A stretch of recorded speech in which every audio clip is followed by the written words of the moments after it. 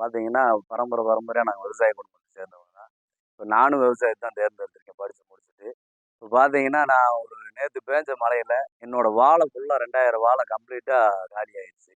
இது பார்த்தீங்கன்னா, பல லட்சம் செலவழிச்சு தான் நான் உருவாக்குனது. இப்ப முழுசா ஒரே நாள்ல என் வாழ்க்கையே மாறுச்சுன்னா, இத பார்த்தாலே தெரியும். அவ்வளோ ஒரு காத்து, மழை. ஏன்னா யாரும் எதிர்பார்க்காதது.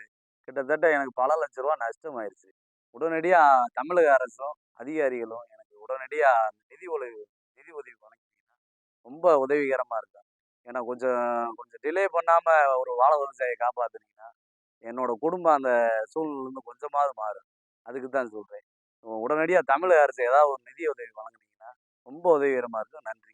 நான் இப்போ கிட்டத்தட்ட இதில் ஒரு 8000 வாழை இந்த வாழை. இந்த 8000 வாழை ஒரு ஒரு 15 மாதம் 16 மாதத்துக்கு முன்னாடி பயிரிட்டு கடுமையான வெயிலில் தண்ணி பற்றாக்குறைகளில் கடுமையான வெயிலில் இதை வளர்த்து கொண்டு வந்து இன்றைக்கி இது அறுவடை தரக்கூடிய ஒரு நேரத்தில் நேற்று பேஞ்ச காற்றோடு செஞ்ச கனமழைனால இது கம்ப்ளீட்டாக சாஞ்சிருச்சு.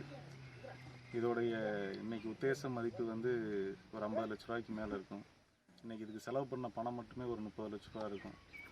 எல்லாமே முழுசாக காலி ஆயிடுச்சு. இவ்வளோ பெரிய பாதிப்புகள் விவசாயிகள்னால தாங்க முடியாது. அரசாங்கம் இதுக்கு ஏதாவது ஒரு இழப்பீடு மற்றபடி ஏதாச்சும் ஒன்று செஞ்சால் ரொம்ப உதவிகரமாக இருக்கும் விவசாயிகள். செய்திகளை உடனுக்குடனும் துல்லியமாகவும் தெரிந்து கொள்ள சப்ஸ்கிரைப் பண்ணுங்க.